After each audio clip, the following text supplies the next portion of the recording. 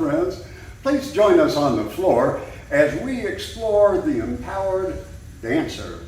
And today we're going to focus on the follower and the concept of matching energy. Arjun and Tina here with the game of Argentine Tango. Really popular dancers that seem to be on the dance floor all throughout the Milonga typically share a few traits. They have good energy when they are dancing, they are matching the music well, and they are also matching the energy of their partner. As leaders, well, as dance couples, we love to have that energy available to seize opportunities in the music, in the space that we're moving through, and doing those fun special moves that add spice. So oftentimes followers have this idea that as long as I have a good leader, we'll be taken care of. And in this episode, what we want to do is really take a look at what can I be doing as the follower to empower us as a couple to take advantage of all of the possibilities that are available to us.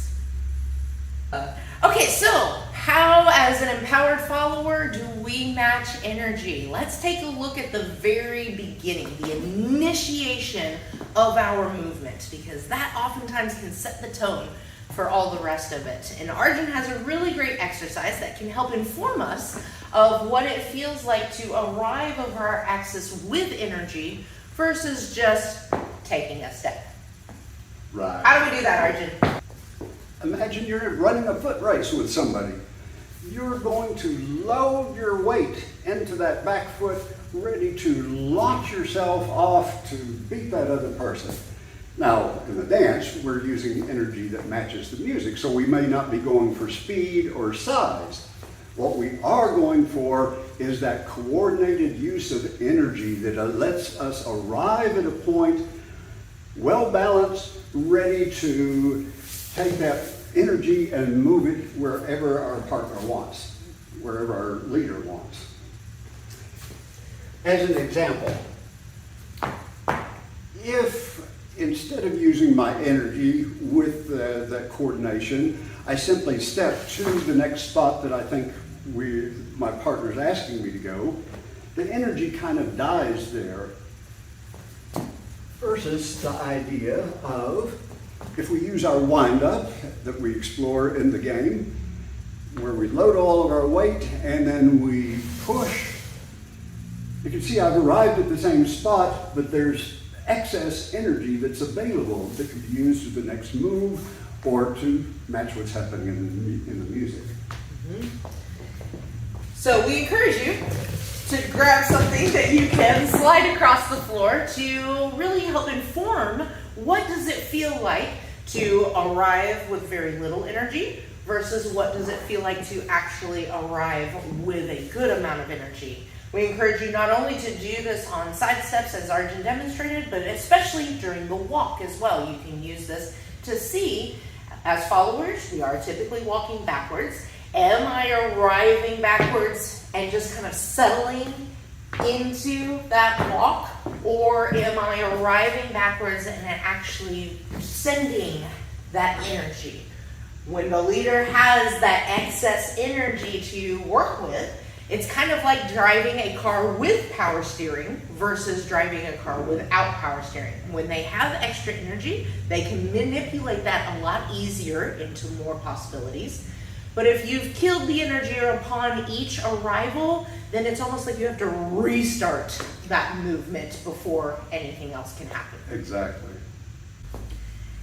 Once you have thoroughly explored how to arrive with energy, how to begin your steps with energy, let's talk about actually matching the energy within the partnership. We have a couple of different points or different flavors of matching the energy, if you will. There is the energy that is encompassed within the frame, the connection. Well, let's talk about how you can calibrate with your dance partner.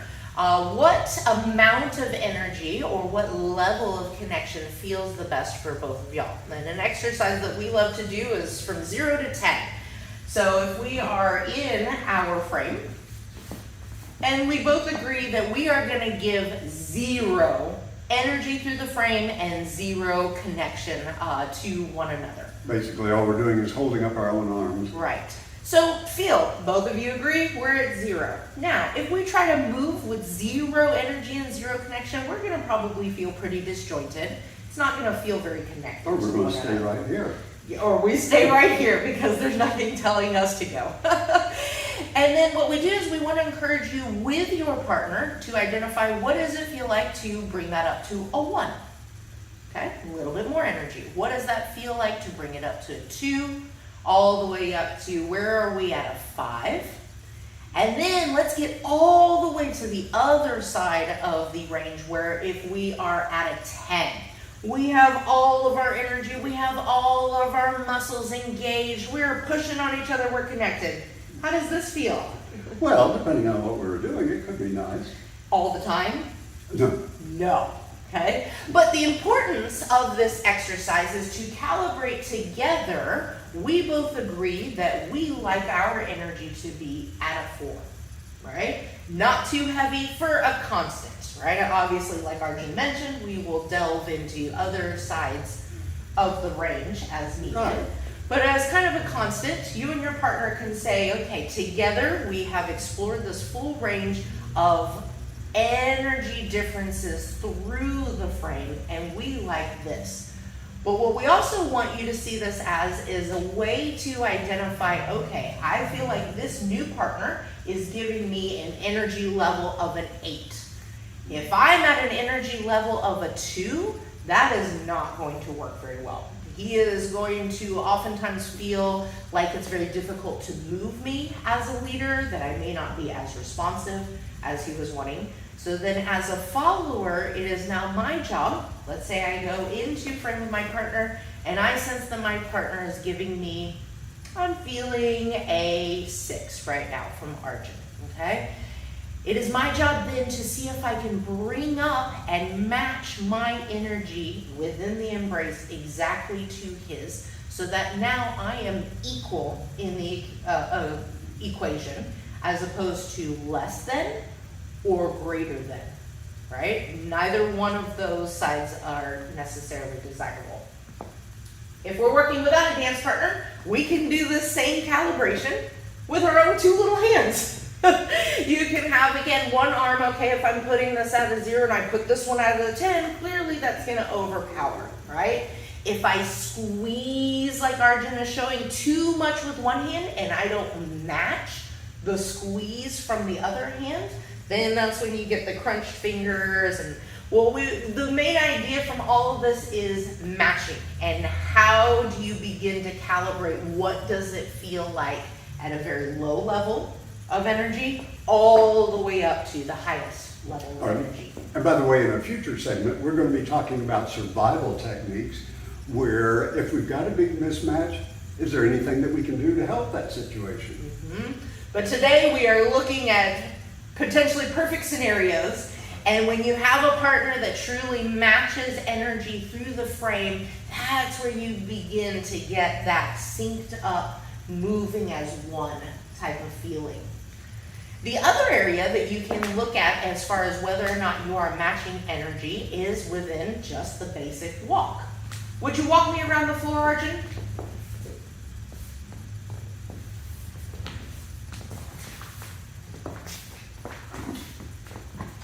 So Arjun, did you feel like I was matching your energy of walk? No, I felt like I was, well, I wouldn't want to. It's fine. Okay. What did you feel? It was like an F-150 truck. I was Exactly. So I was purposely not matching the energy, and hopefully from the video review you saw that we also visually were not in sync with one another with the way that our legs were moving and when our feet were landing. As opposed to if I am actively trying to match my partner,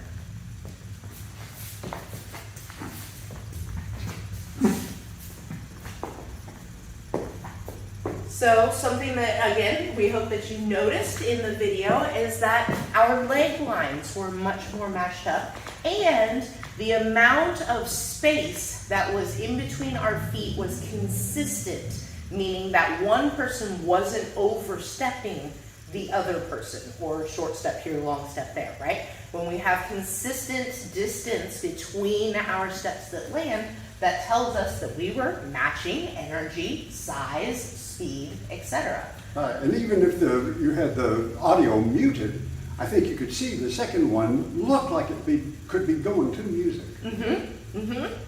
So one thing that we would really encourage you to do is give your phone to someone else and have them film you with your dance partner. Or if you have a nice, lovely solo practice space like we do, and you and your dance partner can just set up a tripod and film each other. It can be done at a Milonga, it can be done at your practice space, does not matter. What you're looking for is video evidence of what you look like when you are walking with your partner. And if you're seeing a disparity in the step size, if you're seeing a difference in which the legs move and the mechanics are happening, those are things to kind of zero in on and focus on and come back and be like, okay, what level did you feel like I was at when we videoed that, right? Okay, you felt like I was a 3. Maybe I need to explore what does it feel like to go up to a 5 to then begin matching. That video review, it can be painful, but we promise it will be very beneficial into getting accurate feedback as to whether or not you're matching your partner's energy. Often, in terms of movement coaching, it can be useful to impose constraints that force us to use our muscles to explore the use of the full use of our muscles. And we've got an example of that. Tina has. So if you did your video review and you are noticing, my steps are not as powerful or long or as balanced as I would like them to be, this is a great way to, like Arjun said, add constraint to your movement to identify where do we want to move from. So I have here some kinesiology tape, just taped to my knee. And it could be any kind of tape, Scotch tape, masking tape. Yes. Something not too sticky so it doesn't rip off your skin when you take it off. And the purpose of this is that if you notice, when I bend my knee, that's going to cause the tape on either side of my knee to begin pulling away from my skin. So it gives me an immediate feedback that I have bent my knee. And if you bend your knee too much, the tape will even rip off. That'll give you an immediate, uh-oh, I did not do that right. Why do we care about our knee bending? Well, because when we have joints that bend, they have what Arjun likes to call energy leaks. And we don't have as much power available to us when we bend a joint because our energy starts leaking out there. So I'll show you with this leg that's not taped. If I bend this knee to step, I end up with very short steps underneath me. Versus when I have a nice elongated step, which the tape helps keep my legs nice and long, I am able to start recognizing this is what it feels like to have a fully extended step. The tape forces me to move away from using my joints and my knee to make the step happen. And it forces me to pull that attention up to these bigger muscles. Primarily your glutes, great one. You should be using that to contract and move the leg as well as the hips, this quad back here. By adding this constraint, now I can start putting my focus on it. Am I using the proper muscles to create an elongated and empowered stride? And I like one thing you did there too, was as you reached, you allowed the foot to slide with the push. Which is worked on by your box exercise as well. That's a great thing for that, kicking the box out of the way, because oftentimes the initial part at which I place my step is not actually where we're going to end up. I'm still feeling energy from my partner. So if I can match the fact that energy is still coming at me and get a little bit of a slide for a little bit further of a step, then I'm keeping myself in matching what my partner is actually doing. So get yourself taped up and see how does that feel as you work with your partner. See if that helps inform you of what muscles you should be using to create these movements. Right. So we have covered using energy in the walk, matching our partner's energy, and moving as if it was our own idea. That is, we don't want to be energy vampires. Yes, exactly. Drawing on our partner's energy. We want to use our own energy and matching our partner's energy to have wonderful things happen. And now, join us in part 2, where we will cover dance triggers and how to actually implement these things within your tanda at the Milonga. We'll see you then.